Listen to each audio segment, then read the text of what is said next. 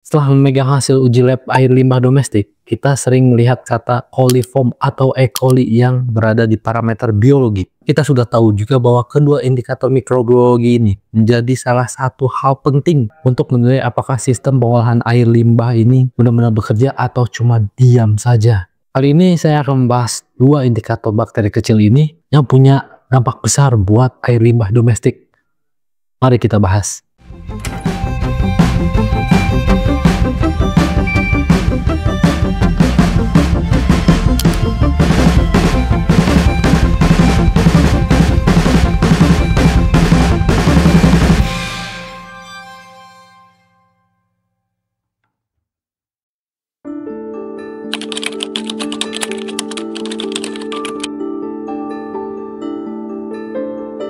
Coliform itu bukan hanya satu jenis bakteri doang, tapi mereka tuh adalah kelompok besar yang berbentuk batang, garam negatif, yang mampu memfermentasi laktosa yang hidupnya tuh alami di tanah, air, bahkan di saluran pencernaan hewan atau manusia. Nah, ini dia yang disebut fecal coliform atau thermotoleran coliform. Nah, dari kelompok itulah muncul namanya Escherichia coli atau E. coli. Selain dari E. coli ini sebenarnya tidak membahayakan, kebukti soalnya mereka juga tinggal di usus besar manusia. Tapi keberadaan dia di air limbah itu sangat-sangat penting. Ada yang namanya kontaminasi fekal. Apa itu kontaminasi fekal? Sederhananya itu ada jejak tinjal di sana. Nah, karena dari itulah bakteri E. coli itu digunakan di indikator, bukan karena berbahaya secara langsung dia tuh, tapi menandakan keberadaan mikroorganisme patogen lain seperti salmonella atau vibrio cholerae. Intinya kalau hasil uji lab itu menandakan adanya E. coli, artinya bukan sekedar ada bakteri doang, tapi ini tuh bisa adanya potensi penularan penyakit melalui air. Itulah kenapa parameter ini wajib diukur.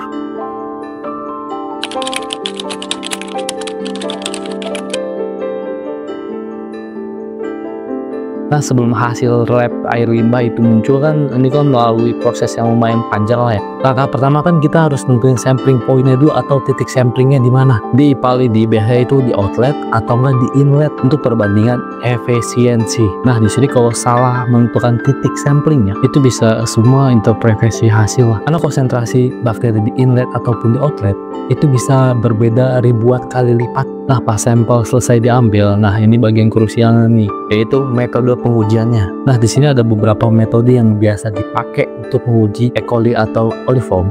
Yang pertama itu ada metode MPN atau Most Probable Number, yang dimana itu menggunakan tabung berisi laktosa sebagai medianya dan melihat pembentukan gas itu sebagai indikasi fermentasinya. Metode ini tuh merujuk pada SNI 67742 2008. Ada lagi metode CFU atau Colony Forming Unit, yang dimana menghitung jumlah koloni yang tumbuh di permukaan agar-agar setelah diinkubasi. Selanjutnya ada metode membran filtrasi, yang dimana sampel itu disaring menggunakan membran yang berukuran 0,45 mikrogram. Nah, setelah itu membran itu ditempel ke media selektif seperti M-endo agar untuk fecal coliform atau MSC agar untuk fecal coliformnya. Nah, ini adalah salah satu yang termasuk metode efektif atau efisiensi, tapi di sini itu sensitif terhadap kontaminasi silang. Yang selanjutnya ada metode chromogenik test, dimana menggunakan substrat enzimatik untuk mendeteksi enzim beta galaktosidase, dimana untuk coliform itu, dan glucuronidase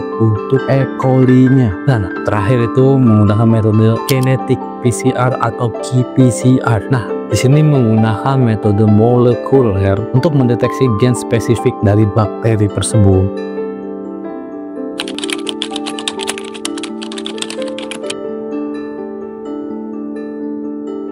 Di dunia uji mikrobiologi, hasil tidak terdeteksi itu belum tentu aman. Soalnya banyak faktor yang bisa menurunkan hasil, terutama pada pengujian coliform dan E. coli ini. Salah satu contohnya fenomena VBNC, bakteri yang masih hidup tapi tidak bisa tumbuh di media kultur. Ini tuh sering terjadi pada air limbah yang sudah diberi disinfektan ringan. Secara praktisnya nih, bakteri ini tuh tidak tumbuh atau tidak terlihat di hasil uji CFU atau MPE, tapi bisa bangkit ketika kondisi lingkungan itu menjadi membaik. Nah, selain yang tadi, si sampel air limbah yang kompleks ini sering munculnya inhibitor kimia seperti klorin, logam berat, atau senyawa deterjen. Jadi itu menghambat tumbuhnya bakteri di media, bahkan menonaktifkan enzim yang digunakan dalam metode enzimatik, yang akibatnya itu hasil uji lab itu bisa false negatif, yang dimana kelihatan bersih tapi hasilnya terkontaminasi. Itulah kenapa setiap laboratorium itu harus melakukan validasi dan verifikasi rutin buat mastiin kalau media, alat, operator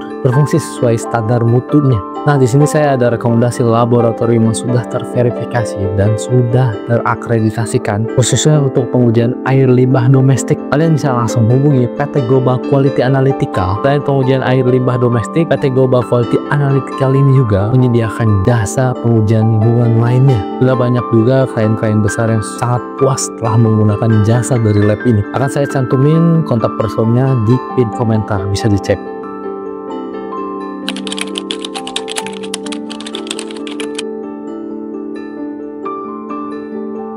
Oke, di sini setelah hasil uji labnya keluar, pertanyaannya adalah berapa batas yang masih aman? Di Indonesia sendiri itu peraturannya ada pada Permen LHK nomor 68 tahun 2016. Bisa dilihat total koliform maksimum itu 3000 per 100 mili dan E. coli-nya itu maksimum 1000 per 100 milinya. Tapi interpretasi hasil itu tidak selalu hitam putih.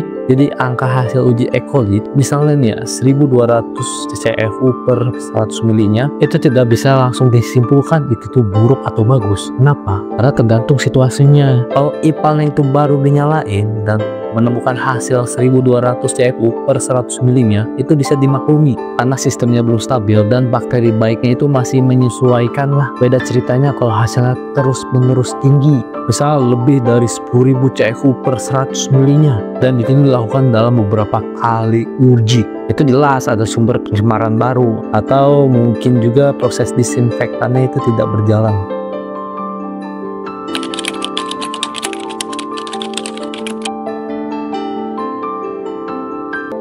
Ketika hasil pengujiannya itu keluar dari laboratorium, pekerjaannya belum tentu selesai dari situ tuh. Sulit di sini peran para manajemen HSN-nya itu diuji. Angka yang dilaporkan itu bukan hanya sekedar angka, tapi indikator performa sistem. Seberapa baik IPA bekerja, seberapa baik operator itu menjalankan tugasnya, dan seberapa baik efektivitas untuk pengawasan itu dilakukan. Pada akhirnya pengendalian coliform dan E. coli itu bukan hanya sekedar bakterinya, tapi tentang sistem yang disiplin juga. Sistem yang baik itu tidak bisa berjalan tanpa adanya evaluasi yang jujur dan keberlanjutan juga. Terima kasih sudah nonton video ini sampai akhir.